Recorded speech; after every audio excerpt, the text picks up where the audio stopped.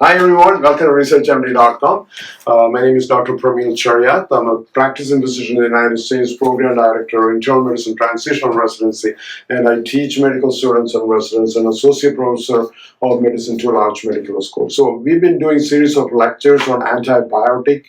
We wanted to talk about how the structure, and today we're going to talk about bacteria, how does replicate, okay? So the main, the topic today is about how does this bacteria replicate and attack our body system, right? So let's take an example. When you talk about replication, let's say if you take E. coli, right, common organism can cause like urinary tract infection. Initially what happens is you may have around close to 100 or 200 organisms.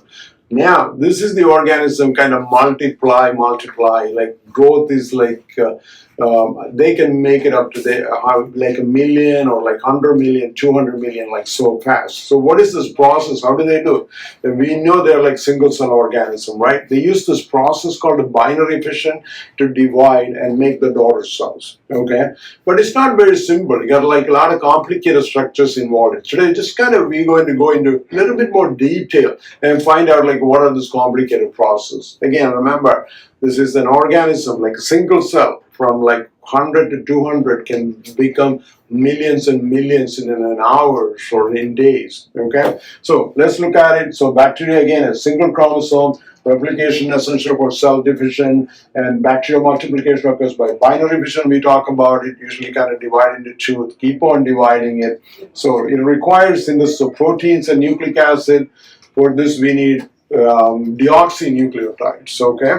And then we also DNA synthetic enzymes also involved in it. So for the first process, let's look at it. How do we make this deoxynucleotide, which is important for the replication? Okay, now when you talk about deoxynucleotide, usually there is something called para-aminobenzoic acid, which is PABA. They combine with the dihydrocherine pyrophosphate and they are converted into dihydrocheroid. Okay, now let's remember this enzyme, dihydrocheroid synthase enzyme, because it's very important. Sometimes you can make antibiotic. We'll come back to that. How does some of the antibiotics work?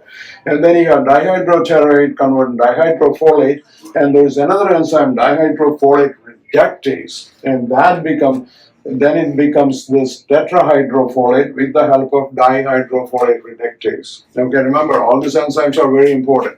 And then this tetrahydrofolate is converted into deoxynucleotide, which is essential for replication. There's 4 types we need to know.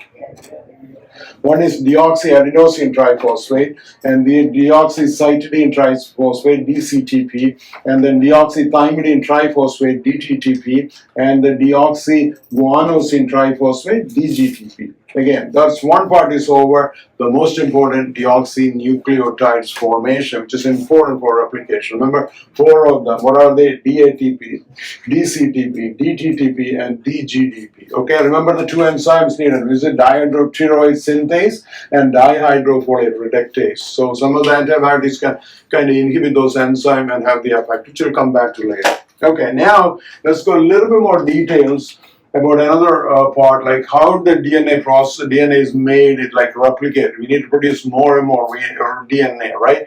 So DNA is, everybody knows, a helical structure, kind of twisted together. In each turn, they have around like 10 nucleotides, right?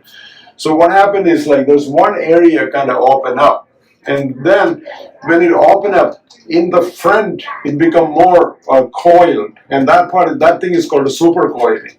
Fortunately, there is an enzyme called DNA topoisomerase enzyme. It prevents the supercoiling in the front.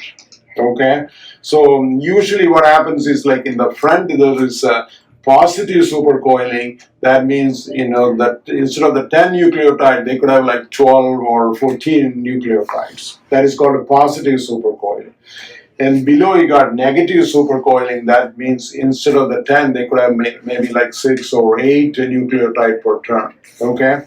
Now, the more supercoiling happens, it's bad for the bacteria. It cannot replicate. Okay. So, the DNA topoisomerase is very important to prevent the supercoiling, so the cell division and the more DNA production happens. Okay, now let's go a little more detail. So this area we talk about just opens up a little bit, right? And then there's an enzyme called helicase kind of make it open, and then it becomes separated. You got a 3' and a 5'. Okay, so this 3', then you need to make a mirror like a 5' over here. And there's an enzyme called DNA polymerase 1 and DNA polymerase 3 kind of help make this 5' exact structure, make this helical structure like one more time. Okay, remember that.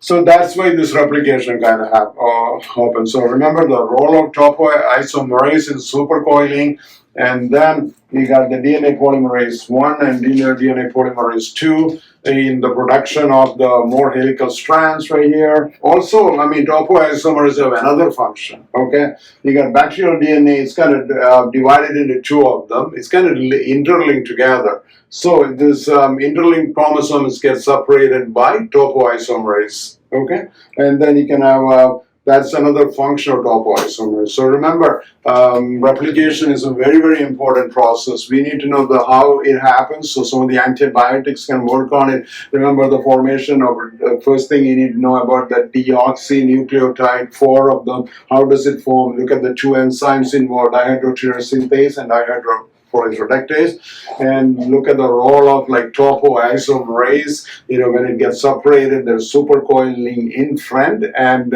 which is a positive supercoiling in front, and below there's negative supercoiling. Okay, so if you have more positive supercoiling, that means that bad for the bacteria, but the topoisomerase kind of help to prevent that. So you have like you have antibacterial agent fluoroquinolone kind of work on the topoisomerase. Okay, remember the role of like a DNA polymerase 1 and DNA polymerase 2 in the replication of the helical structure also. Thank you so much for watching. We'll be back with another presentation soon.